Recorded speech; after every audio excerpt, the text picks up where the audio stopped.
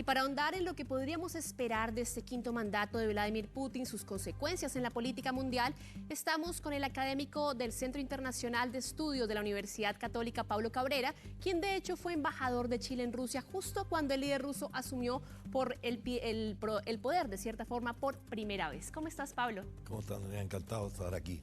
Bueno, te voy a mostrar inicialmente una cronología que hemos preparado de esos 24, casi 25 años que ha tenido Vladimir Putin en el poder, y quisiera partir también por ese inicio, ¿no? De siendo tú un embajador de Chile y asumiendo también Vladimir Putin en el año 2000. Vamos a ver justamente las gráficas.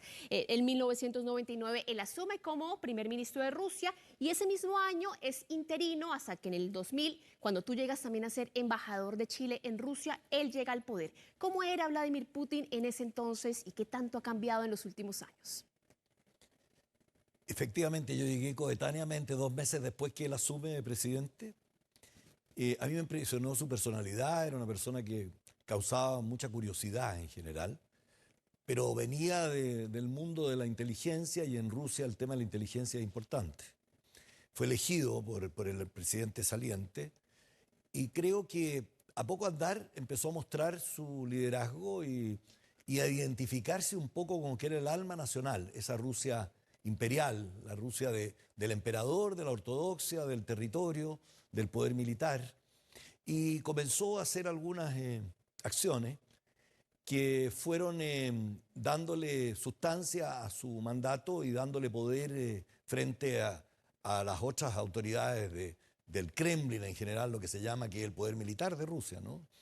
Que eso no lo ha perdido nunca y que hemos visto cómo ahora lo ha recuperado. ¿Qué fue lo que hizo Pablo que durante esos 24 o 25 años que tenemos de cronología de Vladimir Putin en el poder, él pasara, por ejemplo, de momentos como en el 2006, cuando él está en este primer mandato, asume Rusia también la primera vez la organización de la cumbre del G8, y esa relación era tan cercana con los líderes occidentales? Lo vimos muchas veces con Angela Merkel, con el entonces también con Tony Blair, con Jacques Chirac de Francia. ¿Qué fue lo que hizo que él transformara todo esto en una animadversión hacia Occidente? Yo creo que hay muchos elementos, pero creo que uno que fue muy importante fue cuando él quiso entrar a la OTAN y le dijeron que no. Y él quiso entrar a la OTAN y se acordó después que fuera 19+1, que fuera un asociado a la OTAN y participó en estas consultas políticas permanentes con la OTAN. Y él pide entrar a la OTAN en un momento en que Bush, cuando se encuentra con él, se acuerda a todo el mundo que bastaba mirarlo a los ojos porque transmitía confianza y se podía hacer negocios con él. Pero yo creo que empezó a desconfiar de Occidente cuando empezó a moverse en el piso internamente. Él empezó a quitarle poder a las provincias, a las regiones, que eran como entes autónomos, eran otras repúblicas, que de hecho se llaman repúblicas. Y el tema de Chechenia lo marcó bastante y creo que ahí tuvo que tomar una posición de hierro que fue muy criticada en cuanto a los procedimientos que se usaron, ¿no? Prácticamente una destrucción, fue mirado por mucha gente como violación a los derechos humanos, etc. La cultura rusa frente a eso es muy distinta, ¿no? El tema de la dignidad de la persona, el tema de la vida, porque son culturalmente distintos. Entonces, Rusia tiene una vertiente muy oriental también. Entonces, yo creo que ahí el tema cultural como que fue quebrando estas confianzas hasta 2007, cuando en la conferencia de Múnich él empieza a señalar que quizás la tragedia más grande del siglo XX fue la desaparición de la Unión Soviética, fue crear una confianza de nuevo en los propios rusos que podían marcar la agenda internacional y no ser marcada por otros, porque él ya se veía como una potencia regional, no una potencia mundial. Creo que esto también tuvo correlato con el tema de las otras antiguas repúblicas que alcanzaron su independencia, que administrativamente y burocráticamente, podríamos decir, en toda su gestión, eran muy rusas. Diría yo que la burocracia rusa fue la que creó prácticamente la estructura institucional de las otras repúblicas, llámese Kazajstán, llámese Uzbekistán, Turkmenistán, etc. Pero la Unión Europea tenía fuerzas ahí presentes en algunas partes y empezó también a dirigarse un poco, con el objeto de alcanzar mayor su independencia a ella, de cambiar el lugar de sus capitales, sacar un poco a la burocracia rusa y traer propio a los propios, a los originarios de su estructura social. Y creo que eso fue minando y se dio cuenta de que Rusia ya no contaba con ese poder en las Naciones Unidas, en marcar el paso, y empezó a recuperar el control de la industria nuclear. Antes de pasar justamente a esa industria, quisiera preguntarle, porque bueno, usted llega a ser embajador de 2000 a 2004, que es ese primer mandato. ¿En algún momento tuvo la oportunidad de hablar con Putin, de acercarse también? ¿Y cómo era esa persona en el trato, que ahora es un líder, en algún momento estuvo tan amigo de Occidente, pero ahora es tan cuestionado también acá, incluso en Chile? Sí, me tocó la presentación de credenciales, una presentación de credenciales más colectiva, pero siempre es bien imponente en el Kremlin. Pero siempre hay un momento después en que el embajador puede conversar con él. Mi primera reflexión era, ¿qué le puedo decir a Putin en un momento para poder destacar a Chile, ¿no? Y encontré quizás que el link, a lo mejor equivocado, ¿no? Mirando cómo son las cosas, encontré que el link era ser ribereños del Océano Pacífico. Pero obviamente que Rusia, la parte menos poblada es la ribereña del Océano Pacífico. Pero yo, cuando era joven, en el año 1969, había visitado la Unión Soviética y había atravesado la Siberia en tren. Hice los 8 días en tren en Siberia, lo cual me daba a mí una idea de lo que había sido el pic de la Unión Soviética en la Guerra Fría, el año 1969. Lo cual me significó conversar con él sobre eso. Lo noté un poquito ausente sobre el tema del Pacífico, pero con el tema de potencia mundial, de la agenda mundial, de la agenda propiamente tal de paz y seguridad en el mundo, que a mí me había tocado trabajar en el Ministerio de Relaciones Exteriores a cargo del Departamento de Política Especial, ahí pude entrar un poquito en una conversación un poco mayor y él ahí resaltó Chile.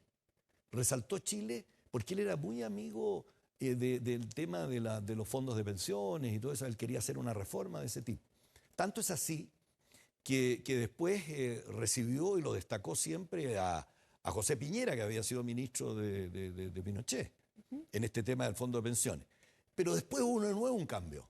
De nuevo un cambio que se expresa en lo que a nosotros respecta y en lo que a su posición internacional respecta en la visita del presidente Lago, que fue una visita muy exitosa, porque la visita del presidente Elwin había tenido mucho simbolismo, recordando otras visitas, la del presidente Allende, que no fue de esas visitas que cumplieron o colmó las expectativas que se tenían cuando fue, pero eso ya es historia. Después vino la visita del presidente Evo, que fue muy simbólica en cuanto a Chile, de nuevo, en la relación con Rusia, pero la visita del presidente Lago ya tenía más enjundia, más estructura, más material. Formamos una comisión de minería con Chile y Rusia, de comercio, el vino, la fruta, etcétera, creyendo que esta iba a ser una relación muy fluida, pero al final del día era pesada la relación. ¿Por qué? Pesada, digo, un poco paquidérmica, es difícil moverla, más allá de los intereses de moverlo un embajador, porque ellos, en la relación con América Latina, la prioridad siempre eran los fierros, siempre era el armamento, era vender elementos militares, etcétera. Y ahí había algún déficit en cuanto a la imagen de la venta de estos productos, no en la venta y en la calidad. Rusia siempre ha tenido mucha calidad en esto, pero en la materia de repuesto, obtención de repuestos, pagos, etc. Claro. Y eso como que resintió, no la resintió, pero no la puso en el track correcto, en el carril correcto la relación. Y después yo me fui a China de embajador, entonces la miraba desde otra perspectiva, la perspectiva más geopolítica. Claro. Quisiera aprovechar justamente su experiencia como ex embajador, porque de ahí a 2024 han pasado exactamente 20 años. Y para finalizar, quisiera preguntarle qué es lo que ha cambiado en esos 20 años para que hayamos llegado al punto en el que finalmente anexiona Crimea, empieza la invasión en Ucrania y se convierte de ser un líder querido por la comunidad occidental al menos, a ser prácticamente un paria de la comunidad internacional después de la invasión a Ucrania. Y también qué puede suceder para sus próximos 6 años de gobierno. Muy buena la pregunta, porque creo que el cambio es copernicano.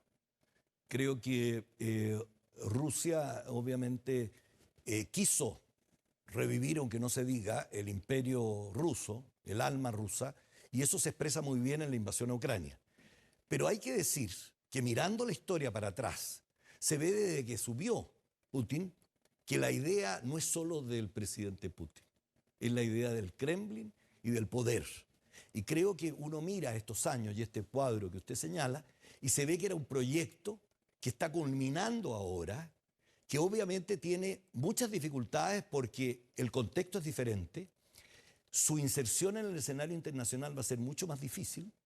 Creo que él no consiguió lo que creía que iba a conseguir porque tuvo un error de cálculo, creo, con respecto a Europa principalmente.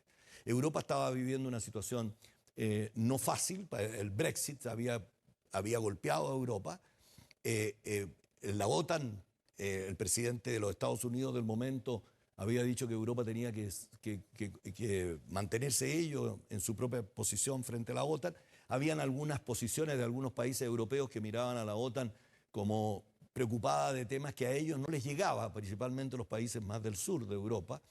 Entonces calculó mal, pero los indicios de que iba a invadir Ucrania ya los venía dando desde 2014. Y antes de 2008, cuando Georgia quiso entrar a la Unión Europea y a la OTAN.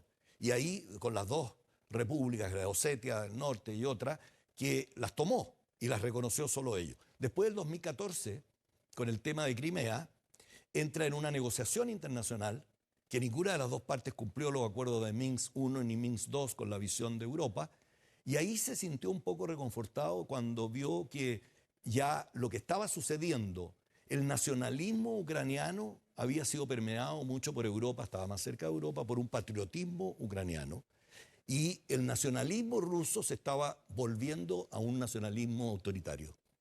Y creo que eso fue el momento que ellos eligieron para hacer eso. Usted me dice, ¿qué es lo que viene ahora? Viene ahora una Rusia militar, una Rusia nuclear. Hasta la Academia de Cinematográfica de California nos dio los indicios de cómo se está mirando esto con los premios de Oppenheimer y todo lo que significó esto. Lo nuclear pasa a ser central de nuevo a la hora de la geopolítica mundial. Y ahí Rusia tiene algún poder y tiene algo que decir. Tiene energía, efectivamente Europa no tenía un plan B con el tema de la energía, ha tenido que reconstruir todo eso. Y ahora Rusia puede estar haciéndolo bien en cuanto a sortear las sanciones económico-financieras con la ayuda de otros. Pero esos otros no son los amigos que el mundo siempre cree que son. Pueden ser los competidores a futuro. La geopolítica está muy movediza y creo que el cuello de botella para esos amigos en el futuro, más allá que venda gas, que venda petróleo, que venda alimentos, etcétera, van a ser el día de mañana el cuello de botella va a ser la tecnología. Porque creo que el tema de la tecnología y los adelantos tecnológicos que a lo mejor China no le puede proveer, ni otros países por las sanciones le van a poder, no va a poder hacer las expansiones de los gasoductos a China, de las relaciones a Turquía. Hoy está basado mucho en su amistad con Irán, con China, con Turquía, con Corea del Norte. Pero creo que Rusia, en su contexto y en su historia, necesita a Europa y necesita una relación con Europa potente. Él, yo creo que no va a ser el hombre del 2030 al 2036. Yo creo que lo que viene ahora es una reestructuración, donde no me extrañaría que venga un primer ministro joven que va a tener mayor presencia internacional. Claro, porque hay que ver entonces qué pasa en los próximos 12 años. Recuerde que el nuevo momento tiene una Rusia aislada del mundo internacional y de Naciones Unidas, que es miembro del Consejo de Seguridad y lo tiene medio detenido por todo esto. Y segundo, está acusado Putin en la Corte de la Haya por delitos de lesa humanidad. Entonces, su presencia, su figura para impulsar esto que él en el mensaje a la Nación de febrero dijo un poco lo que iba a ser el futuro, y no sé si va a poder cumplir en términos de la satisfacción a la población, pero sí en ser un Estado militar y va a tener que llamar a un nuevo reclutamiento, porque creo que el cansancio o la contribución de los otros en temas de armamento que va a necesitar, la tecnología, va a ser muy difícil que poder alargar una guerra. Entonces veo un panorama, nunca se puede decir este va a ser, este no va a ser, menos cuando la historia de Rusia es muy distinta y la cultura a la nuestra. Perfecto. Pablo Cabrera, ex embajador de Chile en Rusia y también académico de la Universidad Católica. Muchas gracias por este análisis. Encantado de estar acá. Vamos a una pausa y a la vuelta tenemos todo el análisis de lo que está sucediendo con los 100 días de Javier Milei en el poder en Argentina. Frontera Global.